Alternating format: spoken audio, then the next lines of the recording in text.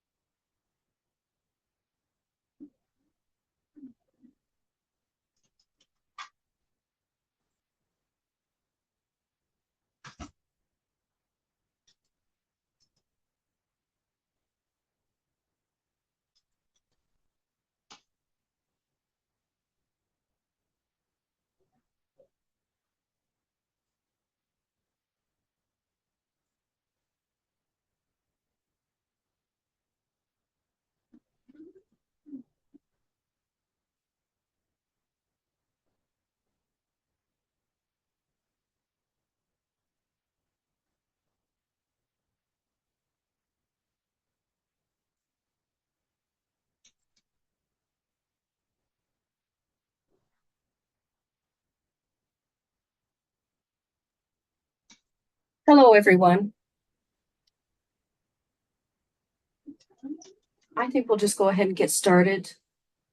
Um, Ben is not here this week. He is on vacation, so I am facilitating the meeting. For those of you who don't know me, my name is Becky Bonacci, and I am the Assistant State Training Coordinator. So let's get started. First of all, we have our laboratory topics. We have Quibilla Montgomery going to talk about Bordetella peripatussis this morning. Are you on? And can you share? Yes, good afternoon. Let me share my screen. Uh,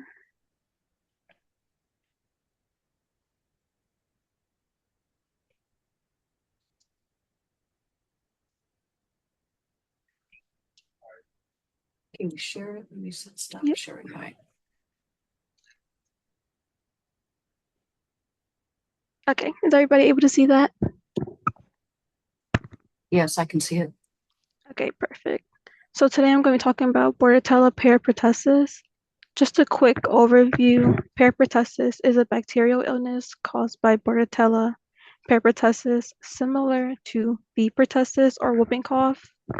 It does not produce the pertussis toxin and it's typically milder with 70 of cases being asymptomatic infection. There is currently no case definition for B. bear pertussis infection because it is not a nationally notifiable disease, nor reportable in Nebraska. Clinical features are similar to pertussis and early symptoms, flu-like runny nose, low-grade fever, the occasional cough, and then there's of course the paroxysmal cough and the whoop sound with vomiting and nausea. Symptoms do occur less frequently and for shorter periods than pertussis. In young infants less than 6 months, they may have more severe course than older persons, with definite infants mainly occurring with underlying health problems or in cases of co-infection. Transmission and incubation is similar to pertussis, and transmission occurring due to respiratory droplets from affected persons, and incubation being 7 to 10 days, with the range of 5 to 21 days. There is currently no specific vaccination, and pertussis vaccines, so DTaP and Tdap, are believed to offer little or no protection. So right now, the reason why pertussis has become more of a concern is due to the reemergence of it. So CDC did release a report about the reemergence of Bordetella pertussis back in May, and they analyzed 1.43 million PCR tests, and they found that from mid-2022 through mid-2023, Bordetella species had increased from 8.5-fold with a 0.44% increase in Bordetella pertussis compared to the pre-pandemic timeframe. Other states have noticed increases in pertussis cases and hospitalization rates. In Kentucky, 40 cases of pertussis have been identified at the healthcare center, compared to the year before, where there had been 1 case, and the year before that, 0 cases. Georgia is also seeing higher numbers of children with pertussis, especially in the metro Atlanta area. And New York, they saw an increase in 2023 with cases, with a 20% hospitalization of young children. So we specifically looked at cases from January 2023 to about June 2024, and in total we found about 45 cases. 15 or 33% were ER visits, 11 or 24% were hospitalization visits, and 16 or 35.6% were outpatient. Out of those total number of cases, 28 or 62% were from 1 to 6 years old, and about 11 less than a year old, which was about 2 to 8 months, with 1 2-month-old and the rest being 5 to 8 months of age. Looking more specifically at the hospitalization rate, 40% out of the 5 under 1-year-old were hospitalized. 17.9% of those hospitalized from 1 to 6, and from 20 plus years of age, 67 were hospitalized. This is pretty similar to what the CDC found in their provisional report of 2023, with in total 6% were hospitalized out of their 5,000 cases, I believe. I didn't know I talked pretty quickly, but if there are any questions about the presentation, you can just ask now or send me an email. And then that's it. Thank you. Okay. Does anybody have any questions?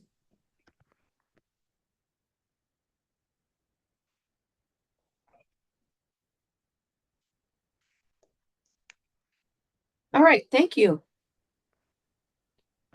Next, we're going to have a chat about wastewater surveillance. First from Lakitha and Derry. Are you here? Would you like to Yeah, have something to share?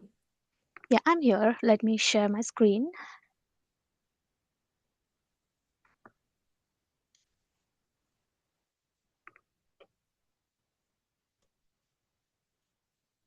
Can you see my screen okay? Yes. Okay, perfect. Hey everyone, I'm Likita Dugirala. I'm the wastewater surveillance epidemiologist here at Nebraska DHHS. Today, I and Dr. Mike Wiley will be giving a brief overview of our Nebraska's wastewater surveillance system. Just a brief introduction. Wastewater-based epidemiology has been widely adopted as a complementary surveillance tool for COVID-19 and other infectious disease targets. And CDC, in response to COVID-19 pandemic, first launched National Wastewater Surveillance System in September of 2020.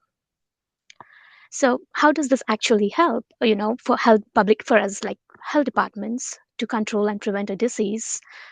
It is really important to know different aspects of a disease, like incidence, prevalence, like in ED visit, hospitalizations, and so on. And we have a lot of surveillance tools in our EPI toolkit, to help us track all those information.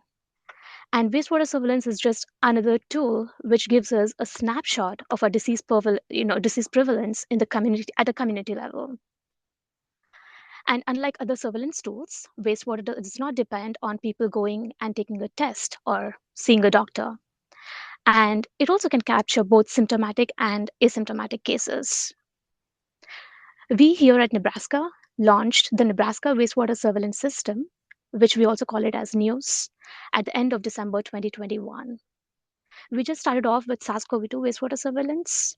And in the fall of 2023, we also started doing a pilot phase testing for flu A, flu B, and RSV. And this won't be possible without a great team who helped to build this wastewater surveillance system in Nebraska. And here are partners, the wastewater facilities, that is WWTPs, which is also I refer to as wastewater treatment plants, who help in the sample collection and shipment. Dr. Shannon Bartlett Hunt's team at UNL handles coordination and logistics. And all the lab analysis is carried out by NPHL by Dr. Mike Wiley's team. And Nebraska DHHS handles all the program operations, manages the CDC ELC funding, data management, analysis, and reporting. So this is a map of all our wastewater testing sites in Nebraska. We have a Sentinel surveillance model with a goal to have at least one community wastewater treatment plant in each local health jurisdiction. Currently, we have at least one site in 14 out of our 19 local health jurisdictions.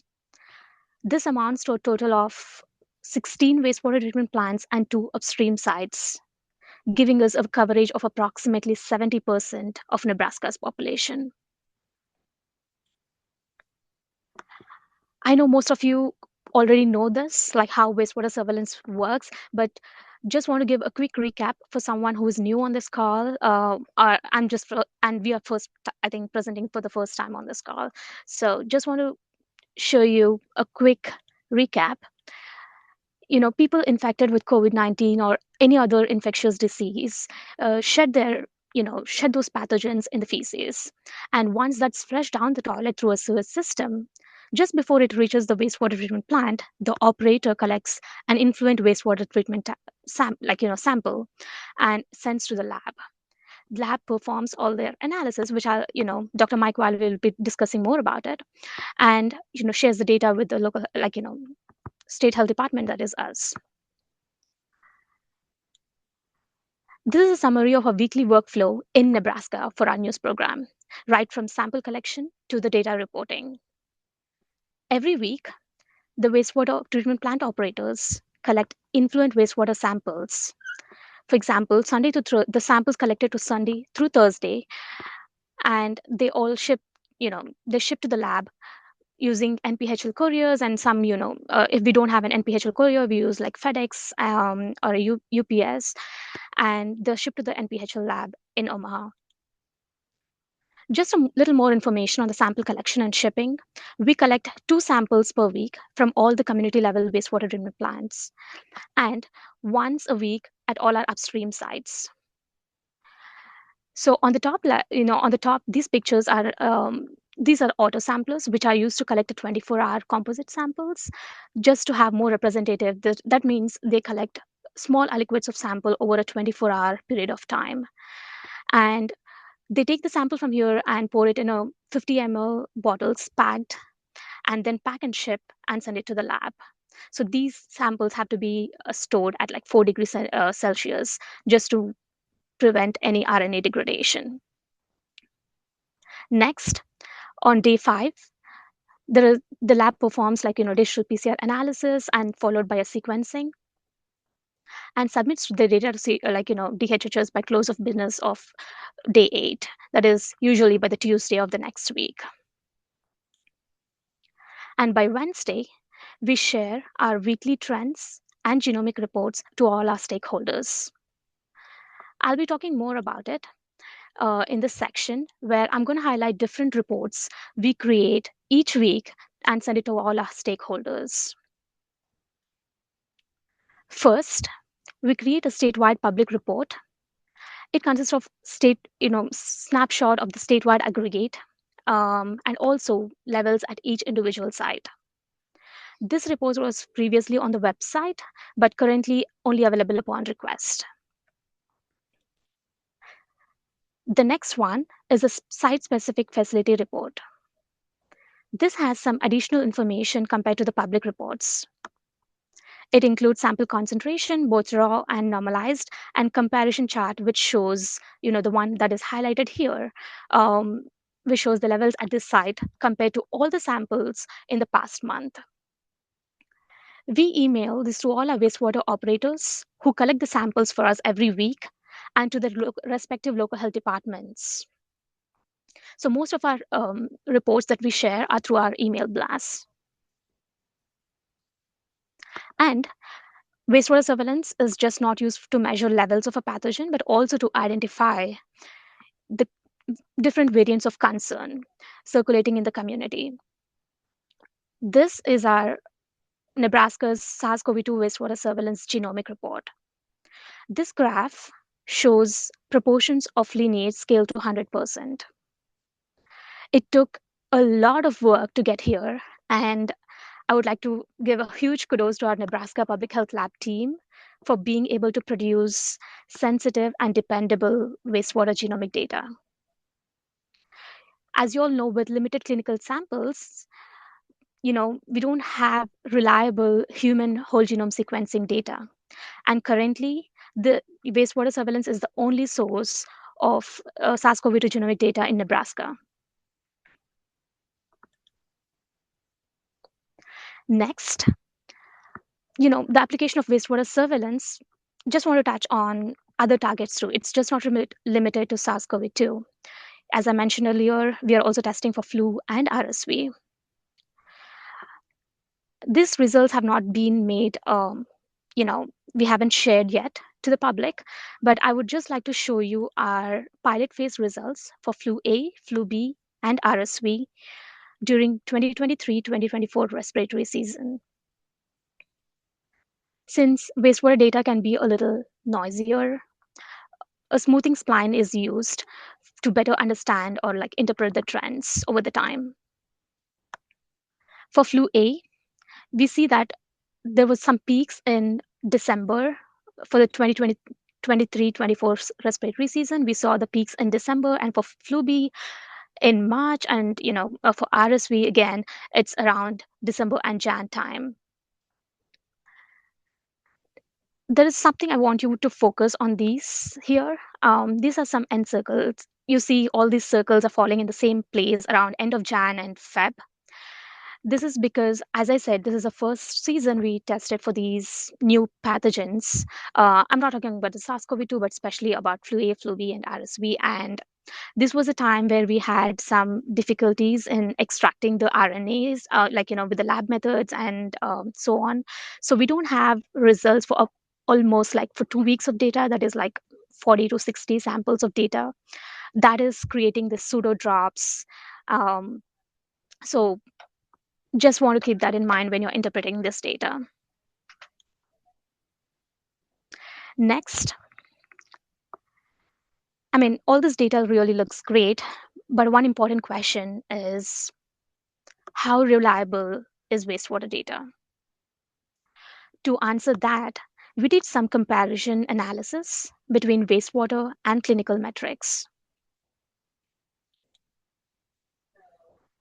So this here is the Nebraska's statewide COVID-19 metrics.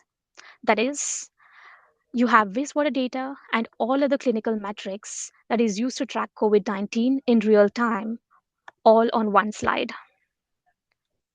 The gray is the ED visits, the red is the wastewater concentration, the blue is the case rates, the black is the hospitalizations, and green is the percent test positivity. We see that the crusts and troughs of these wastewater mostly precede or coincide with the clinical metrics. If you take a closer look, you see that you always, not always, at least most of the times, you either see they're preceding or coinciding, and they really track well with ED visits. They're very closely tracking with ED visits, but over the time you see, and also the case data initially during the BA.1 Omicron wave in 2022. But as we know, over the time we have limited case data, that is increased at-home test, limited clinical, testing.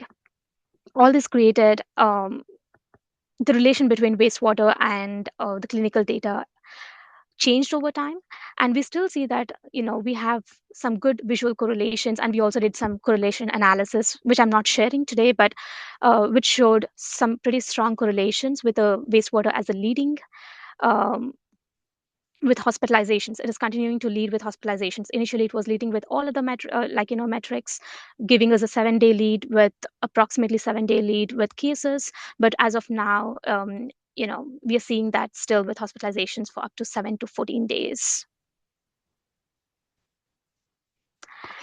And just not SARS-CoV-2, we also compared flu A trends with the clinical percent test positivity.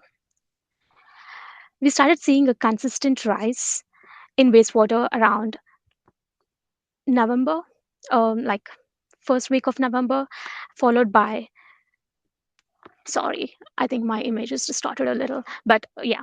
And a week after that, we saw a similar, rise in clinical samples as well. And as I mentioned here, you see over the time, we had this drop. What you see is because we didn't have samples at the time. We were not able to, the lab issues I mentioned earlier. So that's why you're seeing this gap and the change in relation between them. But this is just one season of data. I would just like to remind that. And just a quick snapshot into RSV versus wastewater RSV versus percent test positivity. This also showed early onset compared to the wastewater by 1 to 2 weeks. And then you see a drop in wastewater, that is the red line, around the end of Jan and Feb, because we didn't have much samples. Given if we had a sample, maybe the trajectory could have been different. But although the trends align, what you see here, we see that there is a slight lag in wastewater compared to the clinical data with RSV. This is a little different from what we are seeing with SARS-CoV-2 and influenza. This can be of various reasons. One thing in RSV is more common in children, and we cannot capture the population, especially who wears the diapers. That can be one of the reasons. And nevertheless, I think this is just one season of data, and we had quite a few challenges with the lab methods. It is really important to have at least 2 seasons of data to completely understand what is the relation between the wastewater trends and its clinical testing, the relation between the wastewater and the clinical testing. So we will be continuing to do a monitor for all these respiratory pathogens in the future as well. And some of the key takeaways, there was really pretty strong correlation. As I mentioned, we did some correlation analysis, and there was pretty strong correlation with SARS-CoV-2. And we saw some good correlation with influenza as well. And most importantly, it gives us an early warning. May not be with all, but it helps, especially with SARS-CoV-2. We had a lead time with 7 to 14 days. When you compare it with hospitalizations, and flu A and flu B, it gave us at least a 1 week. It was leading by 1 week when you compare it with percent test positivity. And just not tracking the levels, this has been the only source of our genomic surveillance in Nebraska, helps to track all our variants of concern. And this has proven to be overall like a valuable surveillance, complementary surveillance tool. And we strongly encourage to use this alongside with our traditional clinical surveillance systems. This does not replace any clinical surveillance systems. This just adds more information um, to what we already have existingly. And the best part of all this is wastewater surveillance. To get this level of information, you just really need only 15 ml um, of wastewater sample. That is nothing but 1 tablespoon of wastewater to give us the trends, to give us, the variants of concerns and so on. So that's really fascinating. And and you also use only 20 to 30 samples per week. Unlike clinical surveillance, to get that level of data, you really need a lot of samples. But we just use 20 to 30 samples a week. So it's really cost effective when you compare it with clinical surveillance. And the next steps on my side is, especially on the Nebraska DHHS side, is we are planning to share this flu and RSV pilot test results. As of now, all our reports are just what we share with the public or with our stakeholders are having only SARS-CoV-2 data. So we are, since we have 1 season of data, and we are really comfortable with lab validated all the methods, and we are comfortable to share this data. So we will be incorporating these into our existing reports. So we are revising the reports, and will be soon, probably in a week or two, sharing those with all our stakeholders, local health departments. And also in the future, we are planning to add Candida auris and antimicrobial resistant genes. Just not these are something these are targets in the immediate future, but these are just, the potential of wastewater surveillance is just not limited to these. But it's important. We are also carefully evaluating what is really important. Something we can test everything in wastewater, but it's important how it can be useful for a public health action. So we are having internally those discussions, and we'll be adding more targets as we go. I think that's all I have. I'll stop sharing. Thank you, and I'll pass it on. Oh, I'll just want to thank all our partners. I'm sorry, I missed that slide here. Okay, that's fine. Just want to thank all our partners, and if you have any questions, I can take it at the end. And Dr. Mike Wiley will be presenting now on the lab methods. Thank you. I can figure out how to unmute myself. Okay. So yeah, we'll get into how we generate this data. So as Lakeitha said, samples come in over the week and they ship to our lab at UNMC through either FedEx or through the carrier system that then goes through RPS. We then use a technique called a series nanotrap. So the issue with wastewater is you have a ton of sample and you're trying to concentrate it down. So there's a lot of kind of different methods out there to concentrate wastewater, and one that we've worked with again is called a series nanotrap. And so this uses a hydrogel bead that has a magnetic core. Intact virus and bacteria are able to bind to that bead, and so you can incubate, as Lakeitha said, 10 to 15 mils of wastewater with the series nanotrap beads. Usually this is for like 10 minutes shaking. Then you can use a magnet to pull out the beads and remove the wastewater. And then you extract the pathogens, viral bacteria off of the bead. And then once with that nucleic acid, you can use that for detection or characterization. So for detection, for the data that, again, Lakeitha showed for SARS-CoV-2, flu A, flu B, we're using a digital PCR. And so digital PCR is similar to, it's kind of cross between, it uses endpoint and kind of traditional qPCR where it has a fluorophore. And so you'll see in the you kind of have your sample all in one tube. And so that's kind of how traditional qPCR would, the samples all in one tube, you would then run through it. So a digital PCR, that tube of your sample gets partitioned into 8,000 to 24,000 different wells. So that within those separate reactions, there's within each kind of nano well, there's a separate reaction, which again, this is where kind of the endpoint PCR comes in. So after 24 cycles, sorry, not after like 40 to 45 cycles, you then see what has amplified in each of the nanowells, and that's your detection. And then so on the very end, you kind of have your differentiating between positive and negative droplets. And so the advantage of digital PCR is we're able to get a copy number without running a standard curve, because you can use Poisson distribution based off of the number of nanowells, the number of positives, to back calculate how many copies per microliter was in the original sample. And then we can do all the back calculations from how much wastewater we extracted from to figure out how many, kind of the standard reporting right now is copies of pathogen per a liter of wastewater. And we also, with this nucleic acid, we can also do genomic sequencing that we could do for our characterization. And so instead of just giving us a yes, no, or how much we have, we also can get an idea of what we have. And so on the left-hand side, you have, when you have a single patient, typically, yes, RNA viruses exist in quasi-species, but there usually is one dominant genotype that will be found in that patient sample. When we're dealing with wastewater, you have a lot of individuals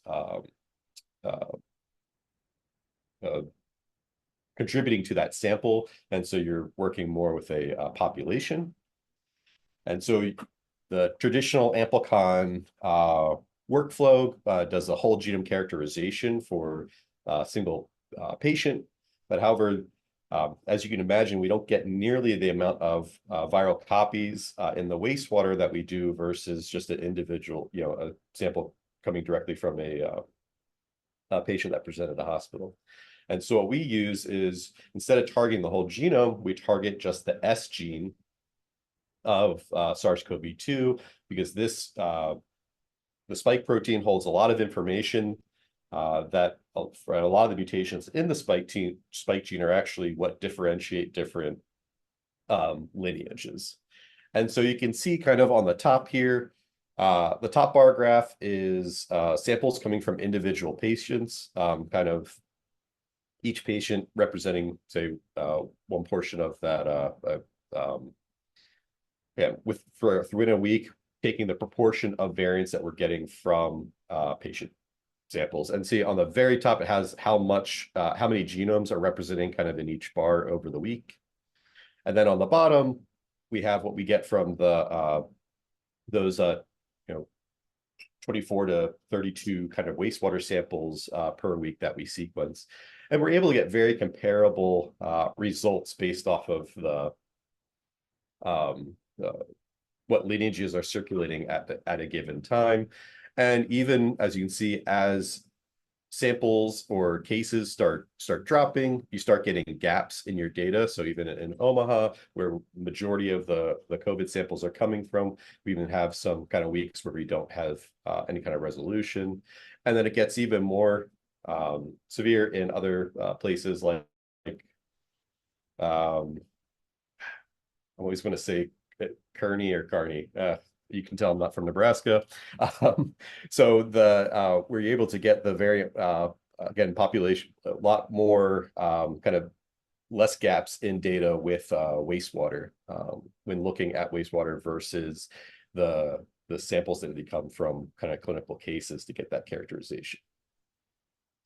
And just, yeah, a lot of people that contribute to this work, and that's all I have. Thank you. Does anybody have any questions for Lakitha or Mike?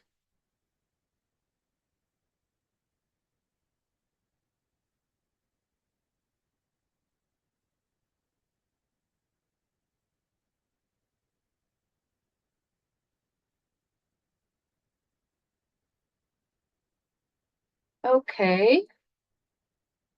Get back here. We will continue on. Thanks for that presentation from the both of you. Let's go into the DHHS section updates. First, we have hospital-acquired infections and antibiotic resistance. Do we have any updates for that? So this is Salman. For HAIR program, I think I don't remember whether we mentioned that or not on the last call. There's a company for wastewater called Wastewater Scan. It's private company. It's not necessarily um, related to what Likita and Dr. Wiley was talking about here. It it has been doing nationwide wastewater screening, and they have 2 sites in Lincoln. And last month, it actually showed during a week C. auris detection in the wastewater. But since then, it has not persisted. So there was a week where it showed the C. auris detection in Lincoln. That's the only place they do the wastewater screening in Nebraska. And then it didn't show from there onwards. So, we are planning to offer facilities in Lincoln um, to consider doing colonization screening, point prevalence testing, basically, or admission screening for high-risk patients, just to see whether they can identify, because we are not aware of any transmission in Lincoln area. So we just wanted to kind of make sure that facilities are aware, and they are doing the testing, and they are sending the isolates that to NPHL that are suspicious for CRS. Sometimes it can be misidentified based on what system they are using. So then they they are actually sending it out to NPHL for identification.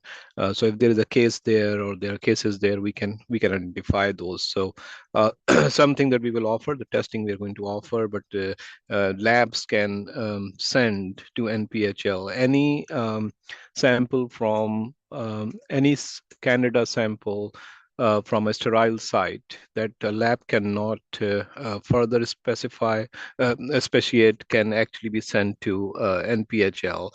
In addition, if there is an organism, a Canada organism that is detected that may be a concern for misidentification and you want to get it confirmed, can also be sent to NPHL. We sent out a HAN in March. All the kind of information was listed in there about which systems misidentify Candida auris with what organism. Those informations were out in that HAN and can be looked at. CDC also have that resource out there, so we'll just send that out again, and hopefully when we send out to we're basically going to send out the email to infection preventionists at the facility so they can educate the providers within their facility. So I think that's one of the important things that I had that I wanted to kind of bring up just for the awareness sake. But the good news is that that signal has not persisted, but I think still we need to be on the lookout. Okay, thank you. Next is respiratory. Derek? Yeah, hi Becky. I can go ahead and give an update for RSV and flu. So with both of those 2 viruses, definitely seeing minimal activity across the state. And with influenza in particular, over the past about 2 months, we've seen overall test positivity under 1% pretty consistently on a week-by-week basis. So not a whole lot of influenza circulating at the moment here. Among some other respiratory viruses that we do track with our lab data, rhino and enteroviruses have been on the rise over the past month, which is not totally atypical. Sorry, my cat just jumped up on the desk. So yeah, rhino and enterovirus positive have been increasing over the past month. And as I said, not usually atypical, and we tend to see that looking at historical data for that time of year. So just wanted to put that on everyone's radar. And then one other thing I wanted to comment, if some of you may have heard this, but the Colorado State Health Department late last week reported a confirmed influenza A H3N2 variant human case. So with some of the epi investigation that they did and shared, this patient was under 18 years of age and attended an agricultural event, whatever that may be. But and at this event, there were swine, and the swine actually did test positive themselves for influenza. So a pretty strong exposure there. Fortunately, this case was not hospitalized and did make a full recovery. But wanted to mention that because we are approaching and really in the swing of fair season here in Nebraska. So if you at any of your labs see influenza A or B positives for that matter, if you can get those to the public health lab, that'd be great so we can get those confirmed. And then if they are influenza A positives, we can try to get a subtype done on those, not only in light of potential swine exposures, but the same can be said as we've shared in previous messaging around high path avian flu. So just wanted to highlight that. And I don't know if Samir or maybe Sai is on the SARS-CoV-2 update. I'm on direct, so I can give an update on COVID. So it says the COVID numbers and hospitalizations are increasing in Nebraska. In the past 7 days, about 700 cases were reported to us, and averaging case like about 100 cases per day is an average. And with hospitalization also, the numbers are increasing. As of last Friday, August 9th, there were 32 hospitalized patients in there. So that's all with the COVID update. Thank you. How about enteric outbreaks? Brianna? Hi, Becky. Hi. This is Claire. Ah. We don't have any local outbreaks that we are watching or investigating, but we are keeping our eye on a current listeria outbreak linked to meat sliced at delis. There are currently 43 illnesses, and all 43 of those cases have been hospitalized. We don't currently have any cases in Nebraska, but it's linked to boar's head deli meat, so it is sold nearly everywhere. So just keeping our eye out for that. And if you do have a specimen test positive for listeria, please, please, please forward that to NPHL as soon as you can. Otherwise, I believe that's it for enterics. Okay. Arbovirus. Yeah, hey everyone. The big name of the game is it's West Nile virus season. We're seeing cases come in now. As of the CDC's update last week, we were second in total cases, right behind Texas. And so we'll only see more cases as we get through the prime season right now.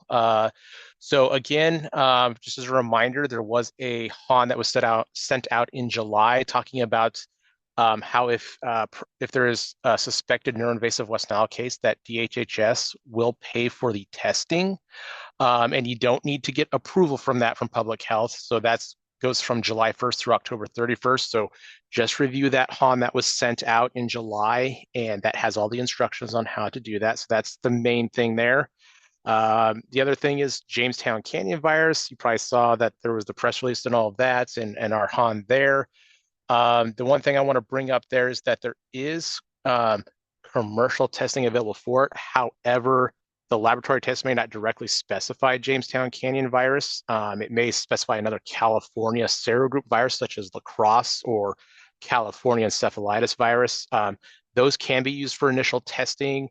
But if that's, and most of these are serology specimens, so if you happen to have a positive IgM serology that comes back on one of those, for, if you happen to be, provided testing for Jamestown Canyon, that would need to be sent off to CDC for plaque reduction neutralization testing to confirm what California serogroup virus it would be. So, but I would say, if providers are reaching out to you guys, tell them to think of the more obvious things first, such as, if it's during the mosquito season here, West Nile virus, if you have a neuroinvasive case of something, perhaps enterovirus or herpes simplex first, get those out of the way and eliminate that. And then after you've kind of exhausted those, the usual suspects, then start thinking about these other things such as Jamestown Canyon virus.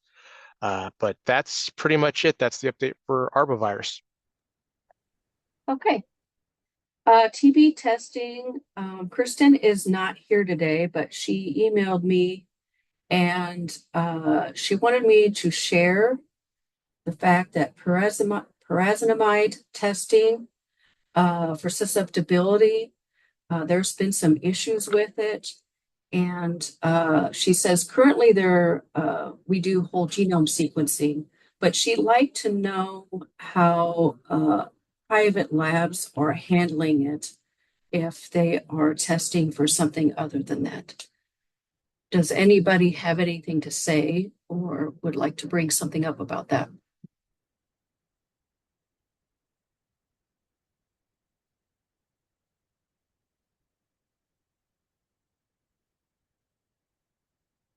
Okay. We might send this out to labs that currently do TB testing. STD program.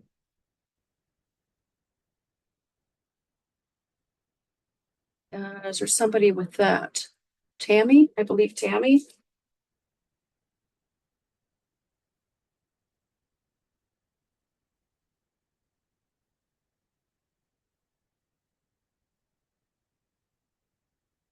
Or Morgan.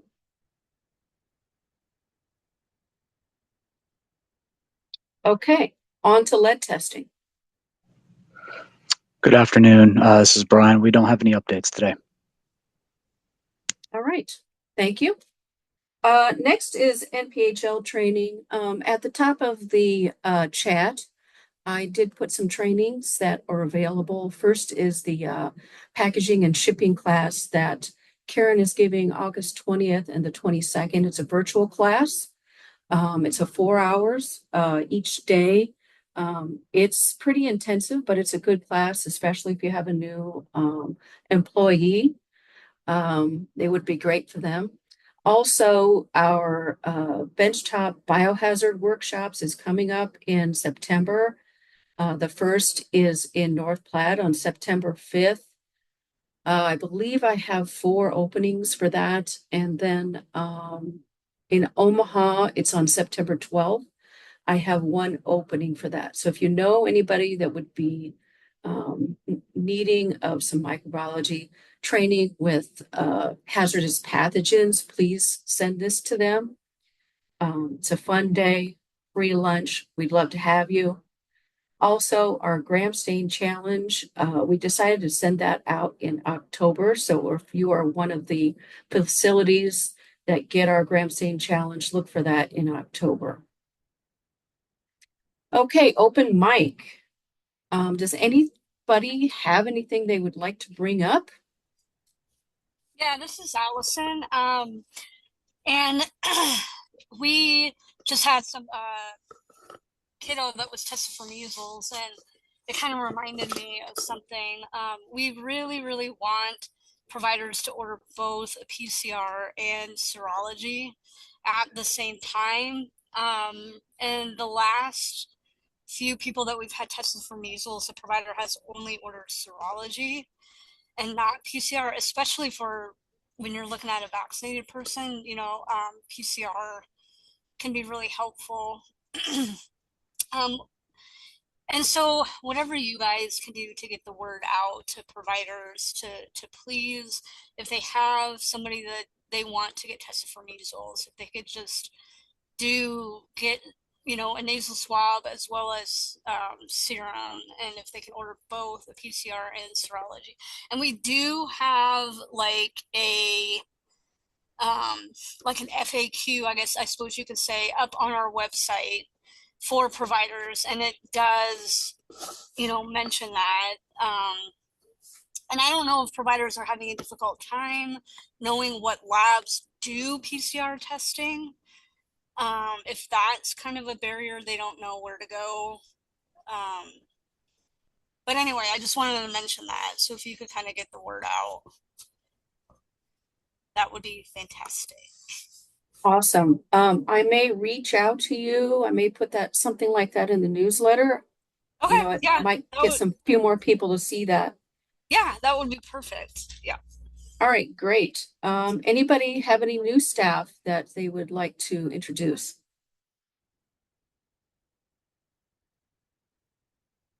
Well, we have someone, and I believe he is on right now. Paul Williams is our new IT project manager. Some of you may know Paul Williams already. He came from Regional Pathology Services, and he is now with us. He's with IT, but he's up here on the 8th floor with us. So if you ever see him, or you may be talking to him sometime in the future. Paul, is anything you'd like to say? I'm just excited to be on the team, still getting my feet wet, learning what everyone's doing and where all the projects are headed. But I'm sure I'll interact with some people on this call in the near future. Awesome. Thank you. Okay, I think that's it for laboratory. So if anybody is from the laboratory, we are done with you and you can go on with your day. Thank you so much.